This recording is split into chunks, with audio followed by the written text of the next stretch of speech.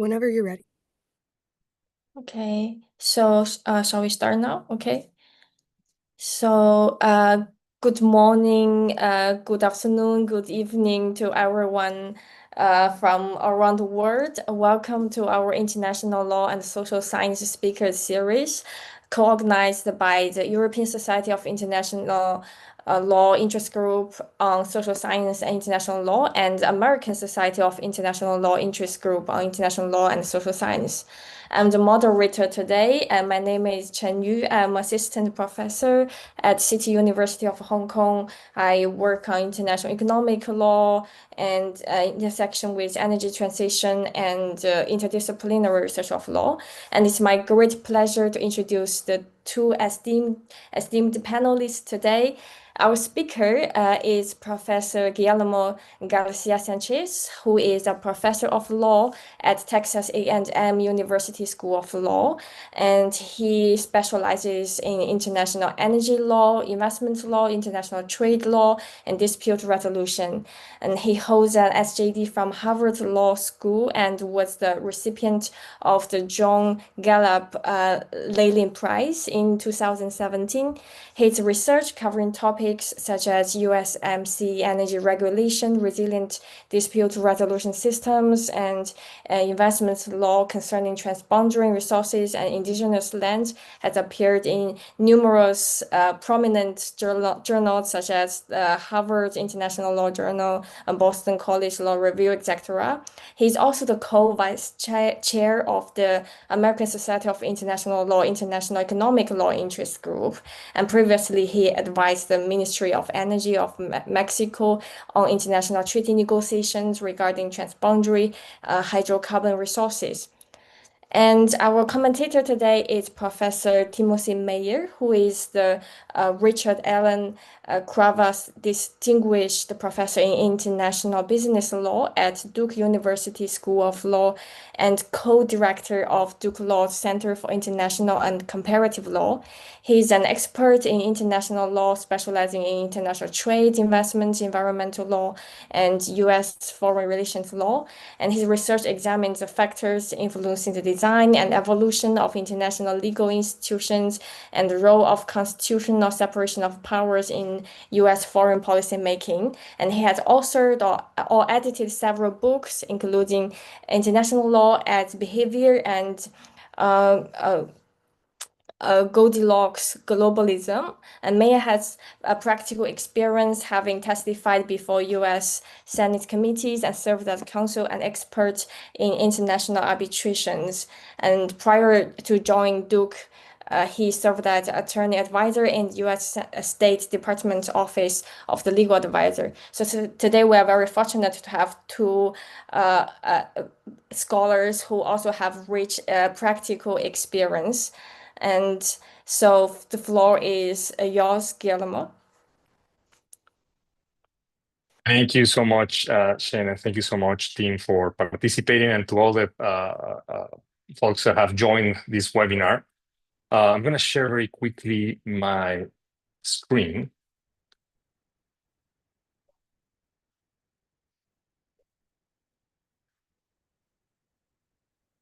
Okay, so the title of today's presentation is the other secret deals, right? And the uncovering the power of non-binding international agreements. Let me tell you a little bit about what motivated this research and the paper, which actually was presented in the biennial conference of the Law and Social Science and International Law Interest Group last year at Northwestern, which I highly advise any scholar who's writing on this intersection of these topics to go to probably in the next year. It was presented there. It was eventually accepted for publication in the Fordham Journal of International Law. And the findings of that paper are the things that I want to present today, and to open a conversation about, what is the role of these type of agreements, and what are the impacts that this type of, again, non-binding agreements are having on foreign policy, and especially now with U.S. foreign policy. So what motivated this? It was started all the way back in June 11, 2019. It was in the first Trump presidency where President Trump threatened for the second time to close the Mexican border because Mexico was not doing enough to halt immigration from Central America. So if this almost feels like a Back to the Future moment, it is, right? So this is a theme that has been going on back all the way from 2018, but this was the actual times, first time that the president actually seemed to be serious about imposing and closing the border. Immediately, the Ministry of Foreign Affairs of Mexico flew into Washington, D.C. They sat down for negotiations, and after 4 days of engaging with President Trump and his team, President Trump, they announced that Mexico was going to be doing more about immigration, and the president was going to suspend the closing of the border. But one of the things that happened is that a lot of reporters were very interested in figuring out, like, what was exactly the context of what Mexico had agreed to? Because it was very vague, the statement. Mexico is going to be doing more, and people wanted to know the details. So President Trump came out on June 11 with a piece of paper on his hand in the Rose Garden, or previously Rose Garden, and was shaking it and saying, I have a deal. Mexico actually signed a deal with me, and I have the context of the deals here in my hands.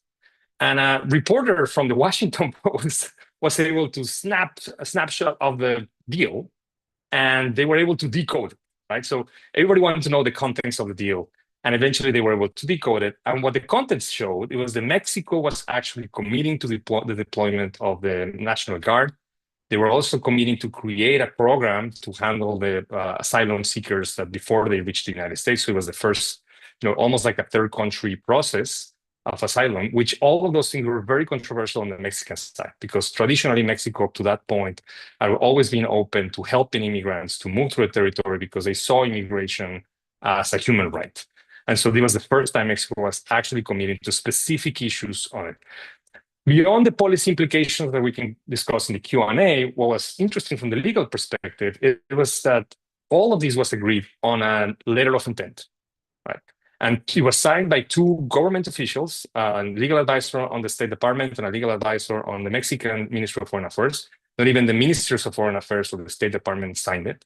So again, there was those second level tier legal officials signing it and committing a lot of resources and a lot of effort to trackle down on immigration. So that triggered my interest. Also, if this is happening at that level, how often is this actually taking place? So I decided to file a number of requests to see how many of these deals were signed. And immediately what we start seeing is that the findings of the study that I will show in a minute are very consistent with what's happening, a global trend globally. We see a decline of the signing of traditional international agreements, and we see states more often engaging now through executive agreements, interinstitutional agreements. In the case of Mexico, these are called different ways, MOUs, letters of intent, commissions. I mean, to the extent that this is actually something that the International Commission of the United Nations is right now stopping, right? Because this is an expansion of these treaties.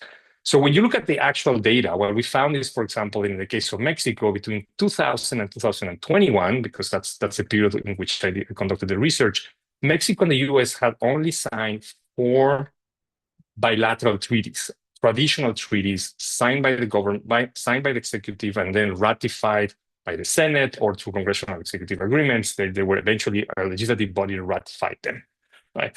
And compared to the actual finding through FOIA requests that I filed, we saw that actually Mexico has in its database 1,900 MOUs and letters of intent signed between Mexican officials from different levels and US officials.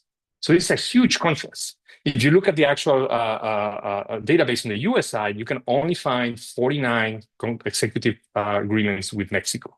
So again, even just in the numbers, there was a huge contrast between what the US had registered in terms of interactions with Mexico, what Mexico had registered in its own database, and what officially had been public international law, traditional public international law agreements, which again was only 4, right? So this is already giving us an information that a lot of things were happening.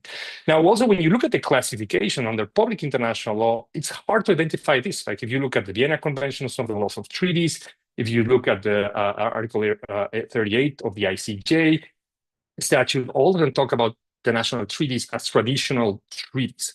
And none of these, since they are non-binding, in theory, they're not binding, they're not supposed to create legal obligations, then they're not really classified as international treaties per se. They're something else.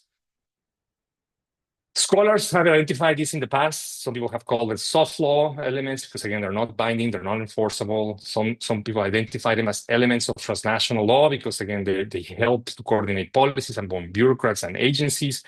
Other scholars have identified this also as evidence of the global administrative law, especially when you see different bureaucrats, very specialized agencies engaging and coordinating regulations. So that also creates a body called global administrative law. And again, International Law Commission is studying them right now. So this is not the first time somebody's showing the existence of this type of agreements.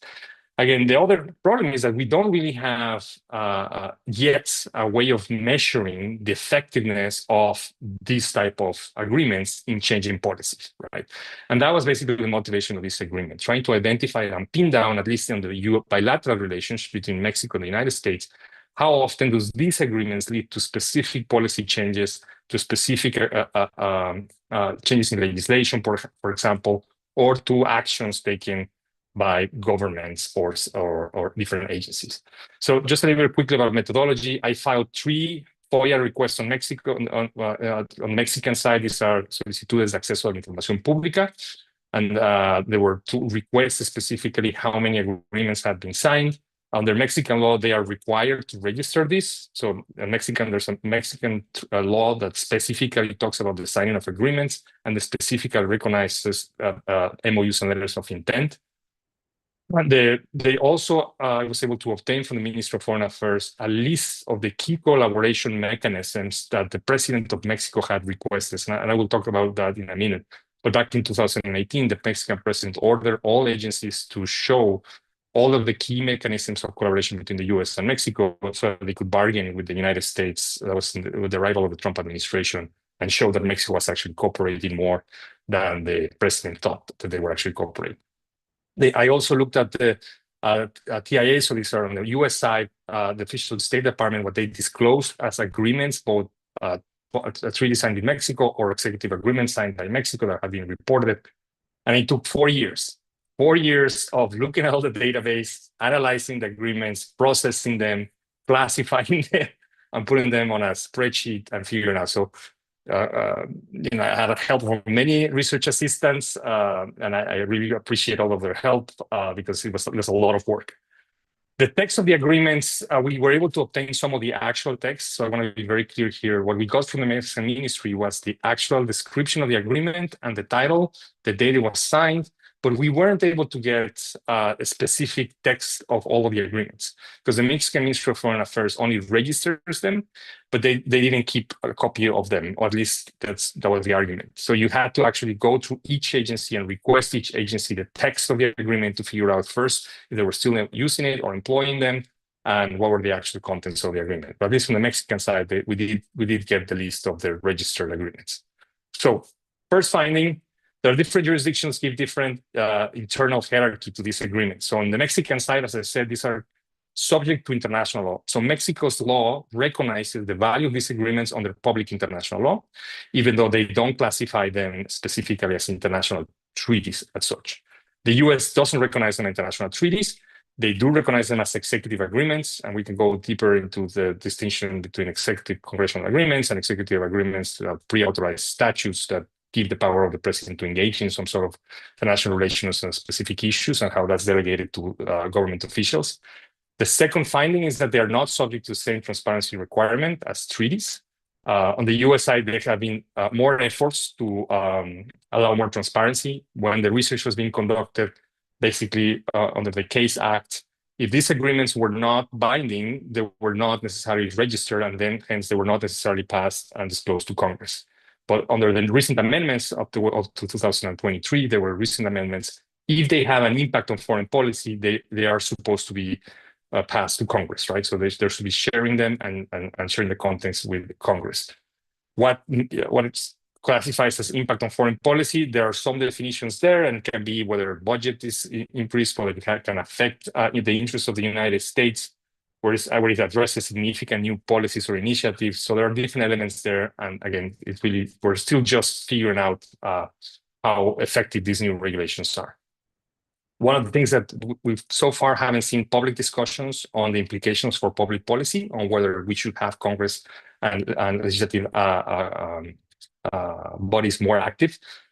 Una Hathaway, Jack Goldsmith, and Curtis Bradley have written extensively about this issue, and they have theirs. If you want to follow on the discussion on the US side, I highly recommend you to follow their articles and also some of the lawfare discussion is taking place, because there is some push, at least from the academic side, but I think the broader public hasn't been able to engage broadly, even though, as I will show you in a minute, a lot of these issues are pretty much on the public debate right now.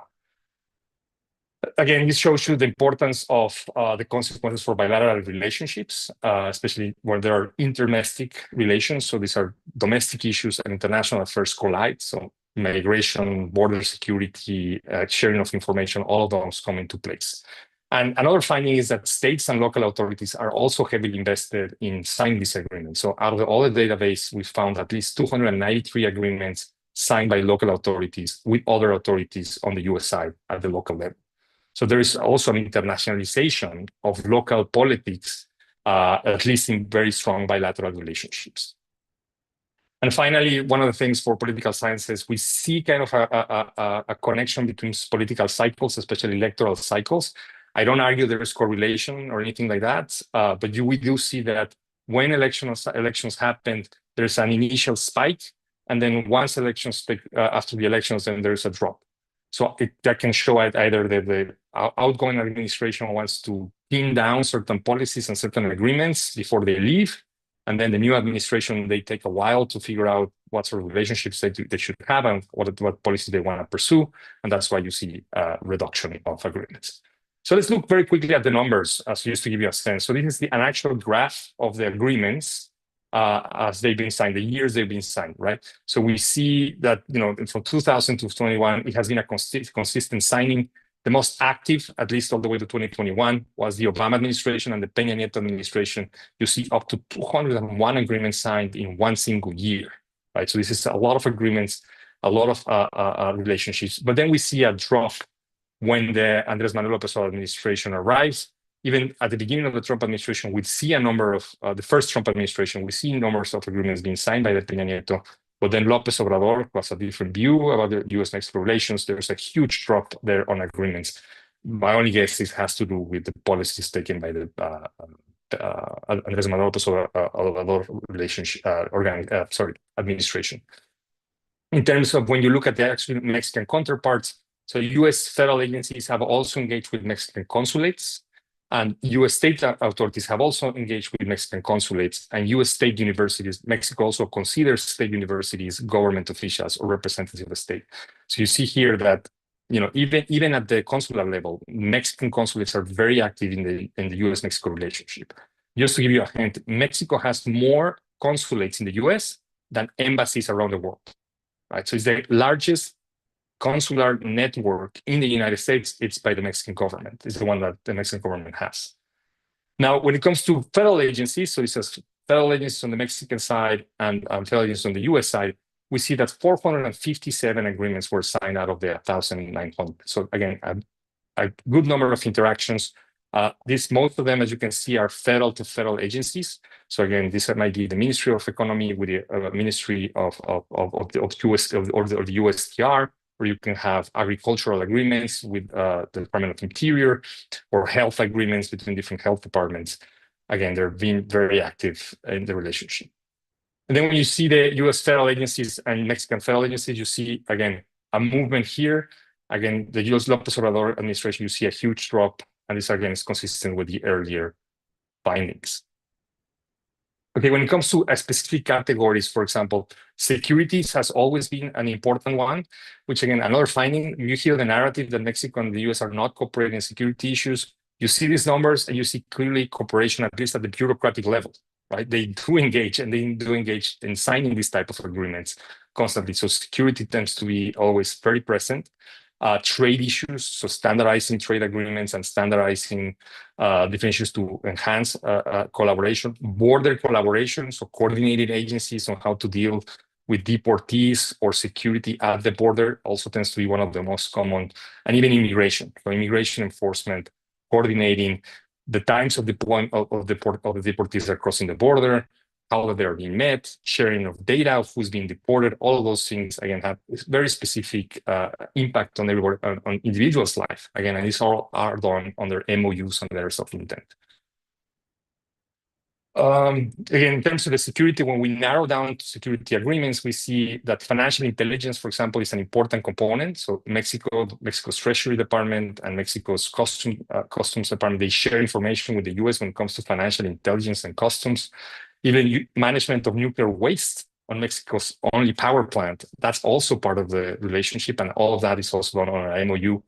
Border intelligence and infrastructure coordination, also that's what fits within the category, and it's, again, very active.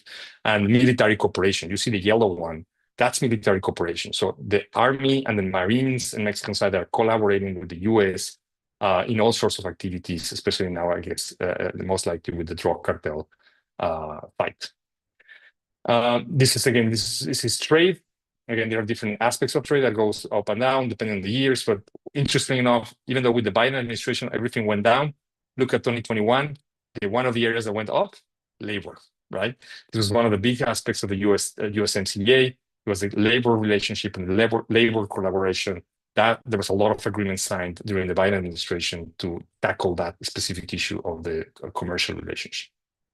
Okay, so many people say, what are the impacts? Does this matter? They don't matter. So going back to what one of my initial comments, in 2018, Enrique Peña Nieto, who was the president of Mexico, that was the first time the Trump administration threatened to use tariffs. They threatened the 15% tariffs on all Mexican imports if Mexico didn't tackle the immigration issue. That was the very first time. And then Peña Nieto, Enrique Peña Nieto, the president of Mexico, ordered on national television all ministries of Mexico to provide a list of the key collaboration mechanisms that Mexico had on the US in order to show, and again, this was public, to show the President Trump that Mexico collaborates more than he actually was aware of.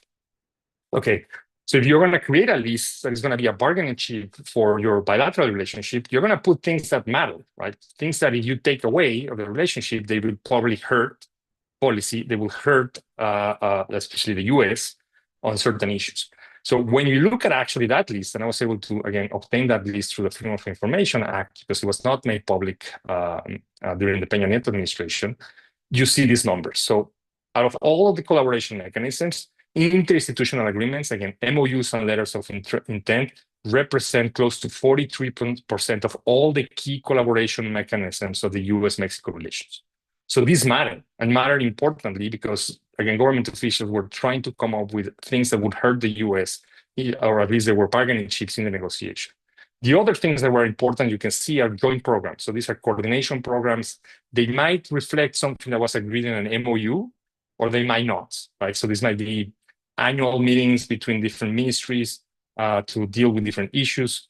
But look at international treaties. International treaties are really some of the lowest ones. So out of all the categories, only 23 out of all of the things that were considered key were traditional treaties. The other one, again, binational groups. Those binational groups might be part of the USMCA or NAFTA back then, or other agreements, for example, and bilateral commissions, or the Water Commission, for example, that meets to deal with issues at the border.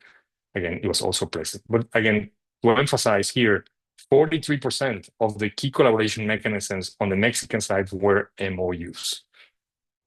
And these are you can look at the numbers and the article, these are the actual agencies that engaged. I classify them to which agencies have the most. But I know the Ministry of Agriculture it was the one who reported more collaboration mechanisms, but you also have the Ministry of Telecommunications and Transportation, Education, the Ministry of Natural Resources, Labor, Ministry of Interior. So all of the ministries had some sort of relationship. The National Commission on Fisheries, all of them had some sort of relationship with the United States that was, again, provided to the Minister of Mexico, the President of Mexico. Other examples of how this matter, the Cienfuegos affair, it's been a while since we talked about this, but the Mexican head of defense, this is the Ministry of Defense, was eventually detained in Los Angeles, accused of collaborating with drug traffickers. And this was done through information gathered by the DEA in Mexico, right? So they were able to record some of the conversations between drug cartels members of one of the drug cartels, and then that was the basis for detaining General Cienfuegos in Los Angeles. Now, you might say, where's the MOU here? Well, actually, the DEA was operating in Mexico under an MOU signed between Mexico and the United States for all collaborating on intelligence. And that was also the basis in which the Mexican Ministry of Foreign Affairs requested the return of and the release of General Cienfuegos. The Ministry of Foreign Affairs wrote a letter to Bill Barr, who was then the Attorney General, and said, you're breaching our MOU. If you want the agents to operate in Mexico, you have to comply with the requirements of the MOU. And the MOU requirements say that if you're going to detain a Mexican official on using intelligence gathering in Mexico, you have to first notify us. And you didn't do that. So General Cienfuegos should be released and sent back. And they did so, right? Again, under an MOU, they released a high-profile official of Mexico to be sent back. Other examples, as Chen mentioned, I deal with a lot of transboundary issues, and we did a seminar a couple of years ago with Steve Zamora in 2018, where we brought Mexican officials and U.S. officials to talk about the extraction of hydrocarbon resources in the Gulf of Mexico, a very dry topic. But one of the things that kept coming is that commissions, the both sides agencies meet and they try to come up with common standards. And how they work on MOUs, right? So they're trying to standardize and come up with regulations for the safe and efficient exploitation of natural resources, all done through MOUs. And then finally, we've all seen these pictures lately, right? So we see the Trump administration employing, this is not part of the paper, but this is an update. And I'm going to finish with these examples. The deportation of Venezuelans and alleged drug cartels and criminals to El Salvador during this current administration, it's all been done again under an agreement that hasn't been disclosed between the US and El Salvador, that is taking a lot of deportees and is keeping them for a year on alleged accusations of being criminals. That's the only thing that we are aware of. And again, that's not a treaty. It hasn't ratified by any Congress. There was an agreement between Bukele and President Trump. We also see the same with the mini trade deals. So every time that President Trump announces there's going to be tariffs, and then they sit down and try to negotiate a deal. So it happened recently with the EU, and also happened with the UK to reduce those tariffs. They signed agreements, again, that are MOUs, mini trade deals. They're not an actual trade agreement per se, because they were not authorized by Congress, pre-authorized by Congress, or even ratified afterwards by Congress in any way. So again, these are all MOUs signed. And the latest one, of course, the Ukraine minerals deal. Right. So lately, the United States, President Trump negotiated with Ukraine more aid in exchange for access to critical minerals in Ukraine. And again, all of that was done under MOU, an agreement, an executive agreement signed between the presidents, and not going through regular congressional approval. Okay, with that, I leave the floor to Tim. I hope you find the findings interesting. There's more data that could provide, but you can find all of that in the article, which is published on my SRM page. I think Chen was going to be sharing it in the group chat. But if you have any questions, I look forward to hearing your comments and to hearing Tim's and Chen's reactions. Thank you very much, Guillermo, for your thought-provoking presentation. I really like the theme of your paper. I think you highlight, the paper highlights a process, or what we call in the constructivist term, a way of interaction in international law that has been overlooked in previous studies. So everyone, if you have any questions, feel free to type them in the Q&A chat box, and so we can all see them and discuss them. And then the floor is Tim's. We look forward to your comments. Great. Well, thank you for having me. Thank you, Guillermo, for this paper, which I know is probably quite a bit of work. FOIA is no one's idea usually of a good time. So thank you for putting in all of this work, and to all of you who are attending, including Chen and anyone else who is in Asia, where it is quite late, I think. So what I want to do is just highlight a couple of things that I think are really interesting about this study, and then pose some questions. And so I should first say, as Guillermo said, right, this is a topic, the idea of non-binding agreements, soft law. Guillermo calls these deformalized agreements. This is a subject that has been of interest to public international lawyers for for decades. It's really only relatively recently that we've been able to get data like this from folks like Guillermo that really, I think, give us a sense of the what I think of as kind of the geography of these types of agreements. What are they? What do they cover? Topically, what are they doing? Guillermo's paper and his presentation obviously did a really, I think, nice job of breaking down the different issue areas at a pretty granular level that sort of explains what the subject matter of these agreements are, as well as who are the individual within governments, individual entities that are entering into these types of agreements. And so I'm not going to say much about that. There's a lot there, and I think there's particularly a lot there for future research to sort of plumb kind of what is actually going on in in these agreements. What are the dynamics between both the subnational actors that Guillermo identifies, as well as the various agencies that may be participating or entering into these types of agreements. I think in particular, there's a question about the terms of these deals and how substantive they are. A lot of what I'll call, I'm going to say something about the term MOU in a second, but a lot of what we might think of as MOUs may just simply be establishing sort of open lines of communication and may not actually contain, major commitments.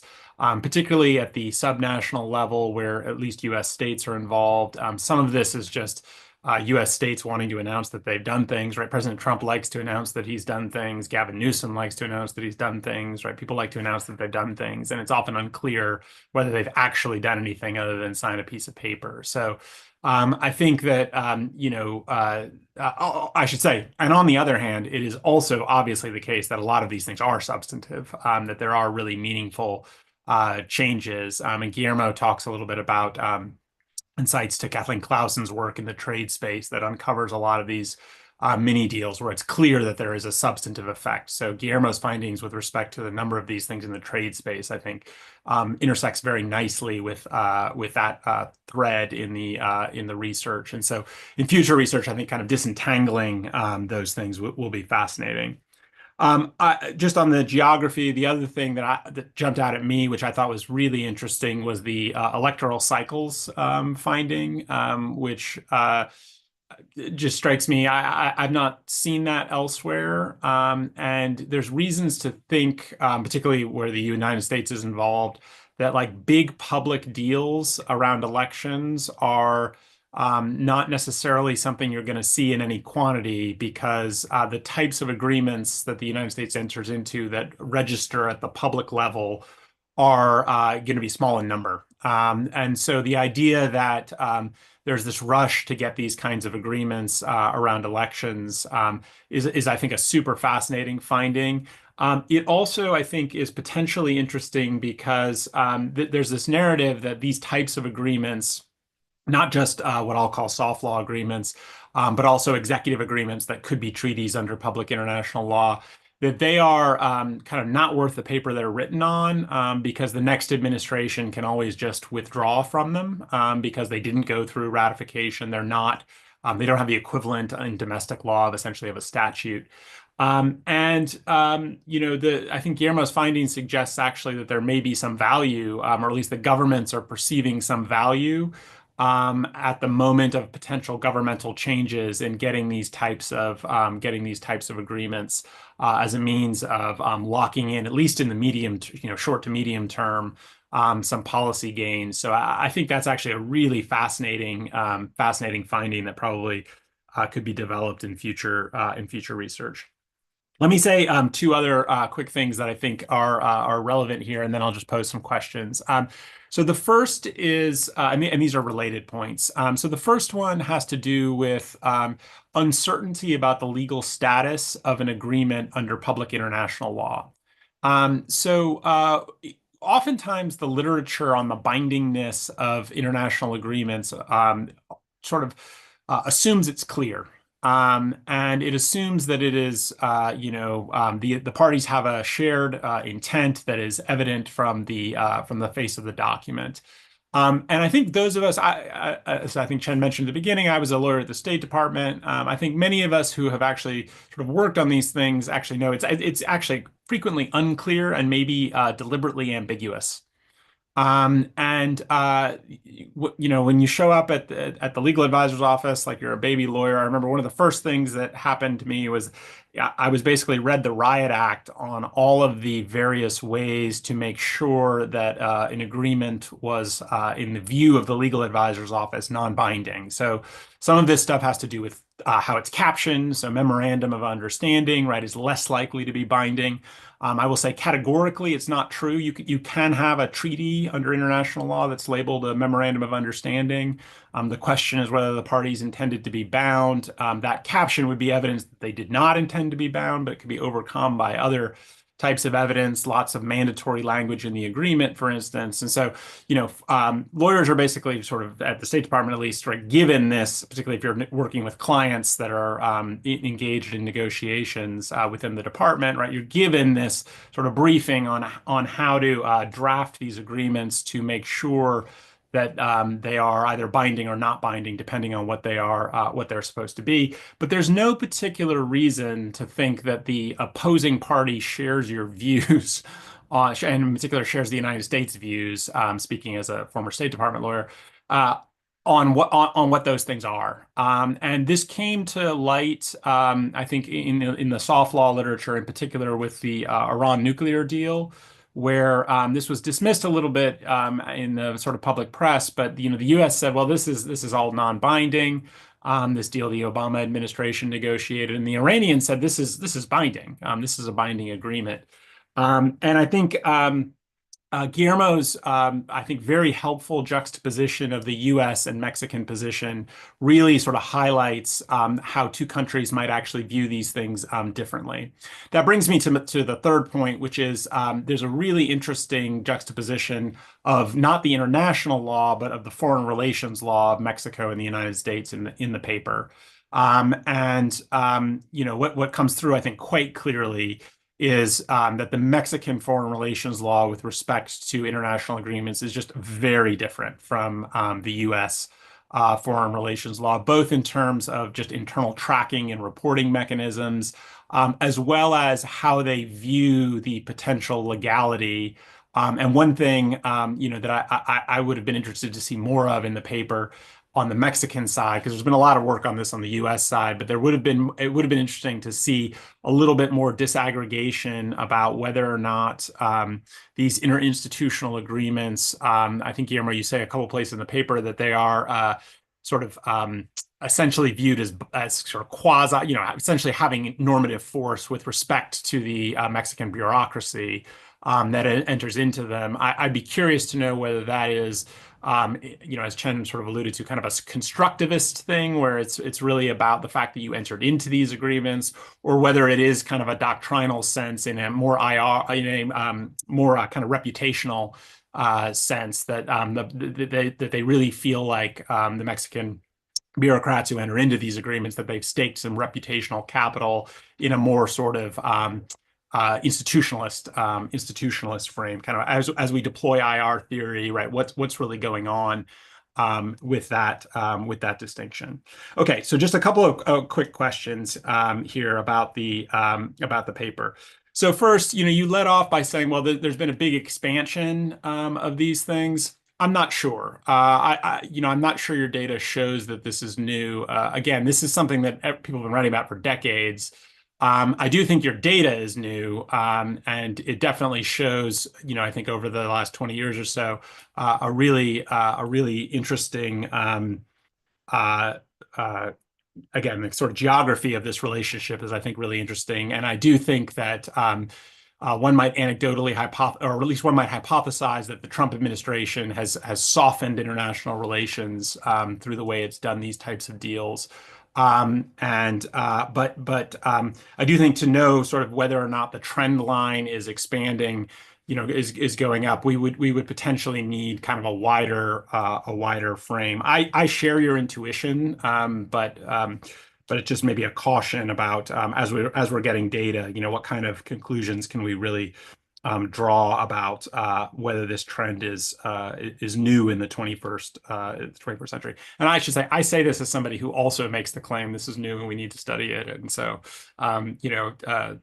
glass houses and all of that. So what is the effect of these agreements in terms of actual policy outcomes? So in the paper, at some places you say it's causal. You seem to say like, that these agreements are actually, locking in policy. I don't think that your the sort of data you have allows you to say that there's a causal link between the existence of the agreement and policy outcomes. There's a big literature in IR on whether or not agreements are essentially epiphenomenal, whether or not they are acting merely as focal points, or kind of what's the mechanism through which they change behavior. So I think if I were you, I would want to be a little bit more cautious about what the actual mechanism for change is, and that gets back to my earlier comment about like what's actually in these things. Some of them surely are probably not doing much work. The paper, and you didn't make as big a deal of this in the presentation, but the paper also talks about this notion of deformalization as sort of an additional term that you're introducing that is different from the sort of non-binding, binding, soft law, hard law, all the various distinctions we have. I wasn't totally certain, and I'd be interested to hear your thoughts on how that is different from the existing literature. What do we gain by adding a new term here? One possibility, I think, in reading your paper is that what you're really thinking about is Mexican foreign relations law, in which case, I think you could just be maybe clear about that's really what you're talking about, because that does make sense to me. But to the extent you're talking about kind of international law, I wasn't totally certain what the deformalization as a kind of analytic category added to the existing nomenclature. And then finally, and this will be my last thought, is just what are the takeaways for treaty law here? And so there's a bunch of different things that I think, either in this paper, if you still have opportunity to make some edits, or in future research, you could maybe profitably disaggregate. So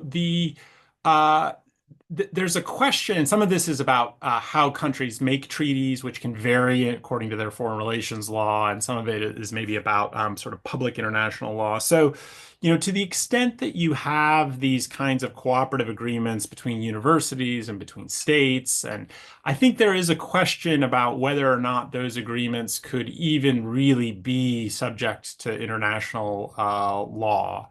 To the extent that you have a non-national, in the case of these two countries, non-federal actor, it's not obvious to me that they would have the power to enter into, as a matter of public international law, to enter into an international agreement unless there had been some delegation from the central government. I think if I was a U.S. official and I was meeting with officials from a Mexican state university or a local a province or something, I don't think I would be justified in assuming that they had essentially kind of full powers to commit the Mexican government, and vice versa in the United States.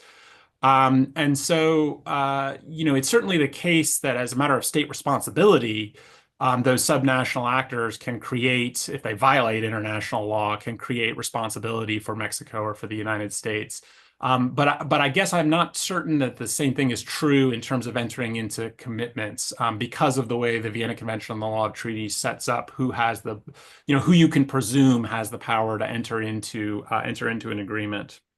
I already mentioned this. I do think there's a interesting. There might be something interesting to say about the use of MOUs. The Cienfuegos example, right, suggests like a really, if that was a non-binding MOU, suggests a really interesting bite that those types of MOUs can have. But you also might think it actually was viewed by the United States as maybe binding because of the reaction there. And again, it's just sort of you have to kind of think a little bit about whether MOUs are really non-binding. And that gets me to the final point. So, one of the stories I often tell when I talk about these things is that, I showed up at the State Department. I was like 28 years old, and I got sent to Beijing to as counsel to a delegation that was negotiating a treaty in like my second week or something like this. Fortunately, I'm sure this is not being recorded, so I will say that I knew exactly what I was doing in my second week on the job as I was, counsel to this treaty negotiation.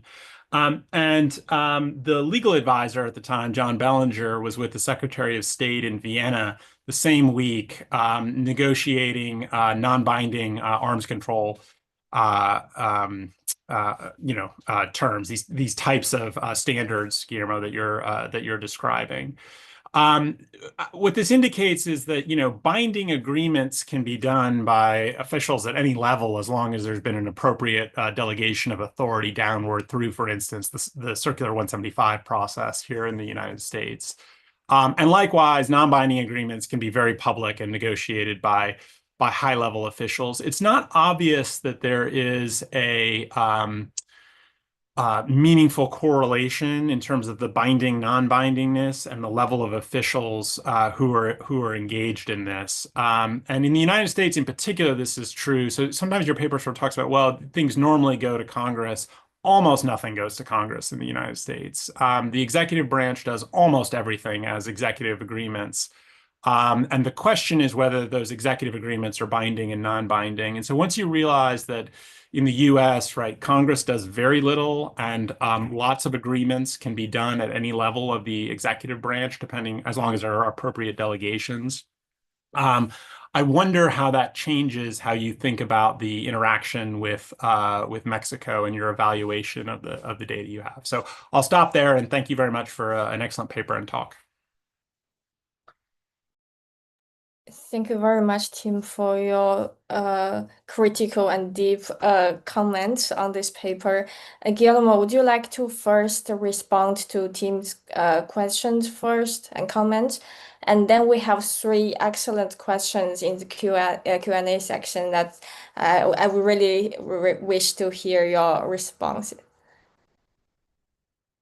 Thank you so much. And I think I probably won't have time to address all of the comments and questions from Tim, so I apologize, but I will tackle at least one. So the new classification of deformalized, I think you're on the right track, Tim. So what triggers my interest in creating a new category was the fact that if I use the non-binding agreement and then I looked at the Mexican regulation, it seemed that it didn't really match the definition of non-binding, right?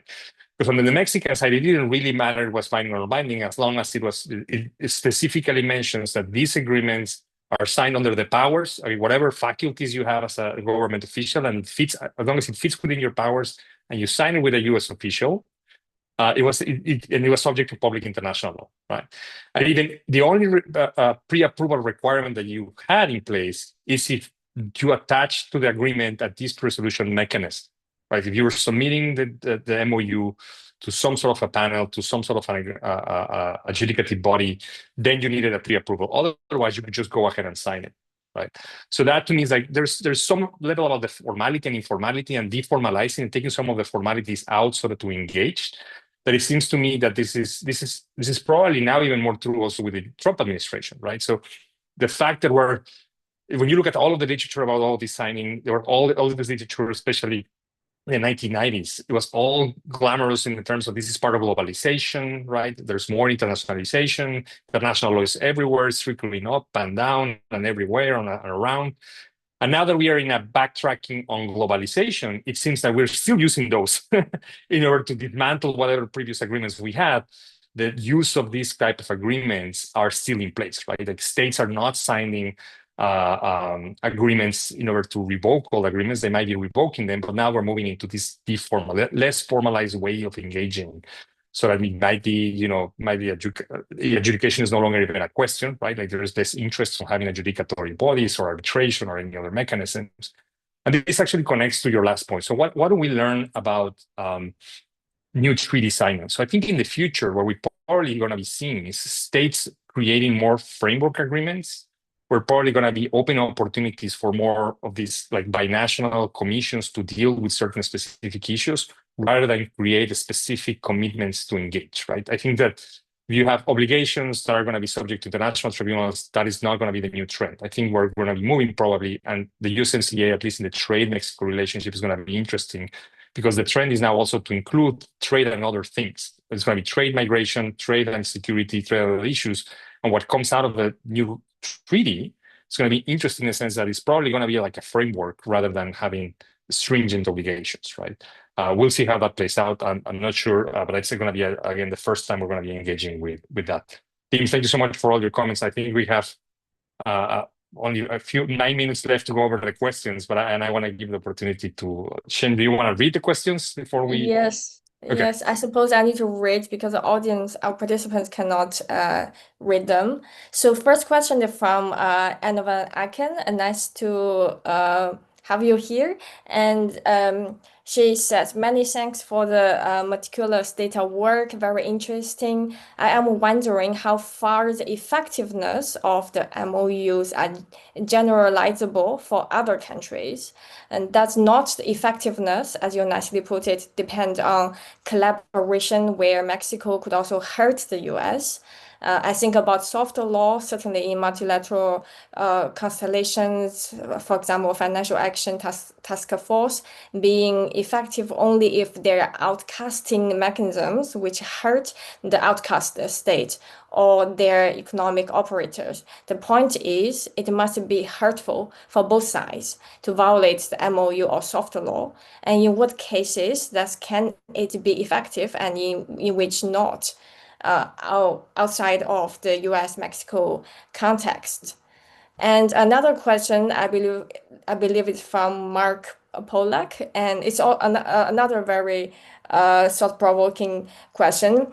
He said, this is a fascinating project with new and illuminating findings, Guillermo. One of the many things that struck me was the chart of and which American and Mexican presidents these deals were signed.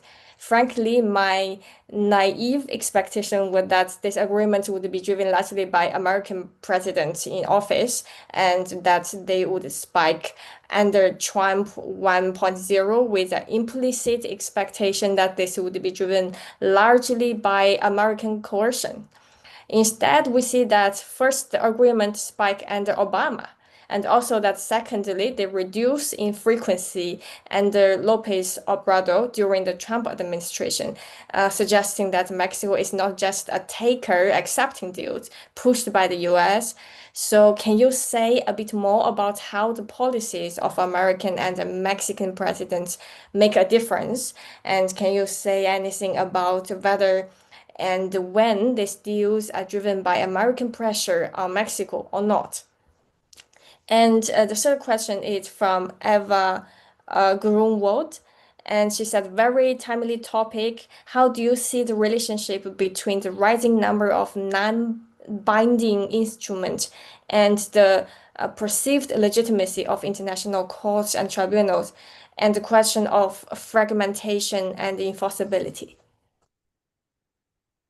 All excellent questions. So let me try to address especially the first two questions with one response.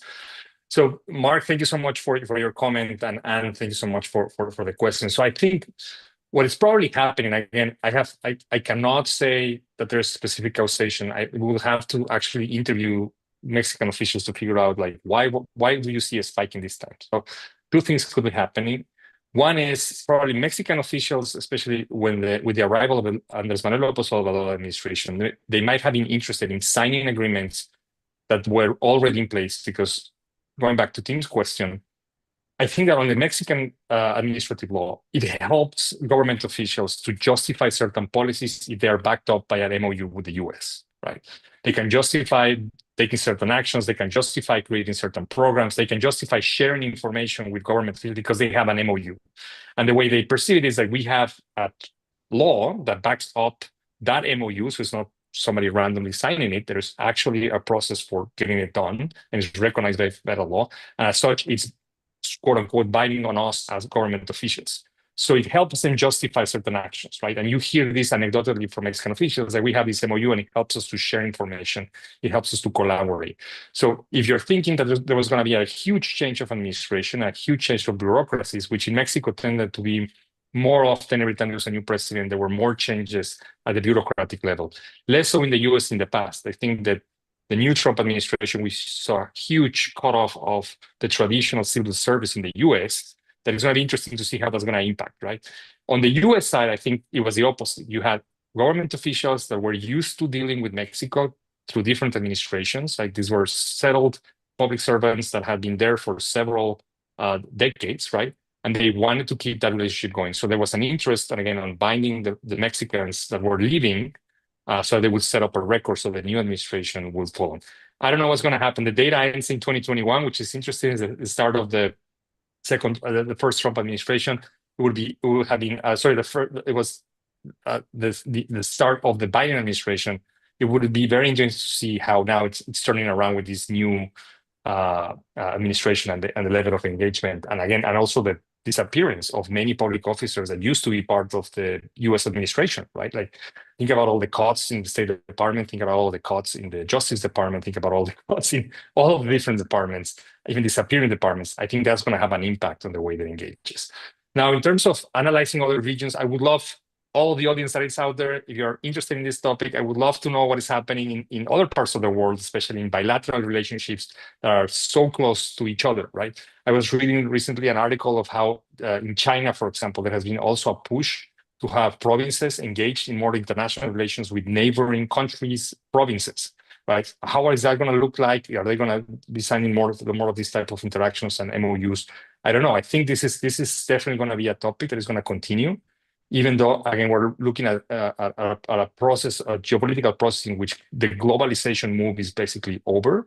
We're seeing more insular politics, but I think we're going to be seeing also more regionalism taking place, right? More alliances with specific groups and spheres of influences. And I think that this type of instruments are going to be one of those mechanisms to advance geopolitical purposes at the regional and at the very specific alliances, right? One of the things that is not in the paper, but again, this is one of the latest advances. For example, Mexico also signed an agreement with the Treasury Department to screen Chinese investments in Mexico, right? So that was one of the last things that Janet Yellen did when her visited Mexico. So you see, again, the deployment of, even now in the war or potential conflict with China and the fight with China, you see the deployment of these agreements to advance certain policies from the United States. So I think that's try to address, yes, and what it hurts, it's the opportunity to share information, it's the opportunity to collaborate in specific issues. At the very local level, sometimes it's very clear. Like, we might think that states to states are, like Tim said, you'll have to go down and look at them. Sometimes they are very useful if it has to do with collaborating radio frequencies. When you see someone is escaping the police in the California side and they're trying to jump the border on the Mexican side, who do you contact on the Mexican side? Like, can you call the police? And who is the officer that should be going around and try to detain that person? So sometimes it's very concrete, and losing that collaboration can have like terrible effects. Radio frequencies, states, for example, California and Baja California, they also collaborate. They're building now, going back to energy thing, there are actually an agreement to feed electricity from Mexico through storage capacity into the California grid. That is also being done through agreements at the state level, right? And so it can have a potential impact, of course. Like, if you shut down the electricity that is supposed to be provided to the California grid from the Mexican side, that can shut down electricity to the Californians for a while. So they can go granular, or it can be sometimes those agreements can just be very political, but we don't have enough data. You will have to narrow down, look at the specific states, and engage in a on the ground analysis of how these agreements are being played out and what is actually happening at the local level. So a lot of interesting topics out there. So if anyone wants to continue the research, I'm definitely willing to engage and continue it with. Thank you so much, team. Thank you so much, Jen, and thank you so much, Anne, Mark, and everybody who participated. Thank you. Thank you very much, Guillermo, for your excellent presentation, and to team for the rich discussion. And we are reaching the end of our event today. And please stay tuned for our next speaker series, which will be presented by Professor Anna Spain Bradley from UCLA Law. And the commentator will be Anna Sab from Graduate Institute of International and Development Studies, Geneva. And the title of the presentation will be Judicial Emotion at the International Court of Justice, which promises to be another interesting presentation. And the next event will take place on 29th January, Thursday, at 10 a.m. Eastern Time and 4 p.m. CET time. And thank you again, everyone, and have a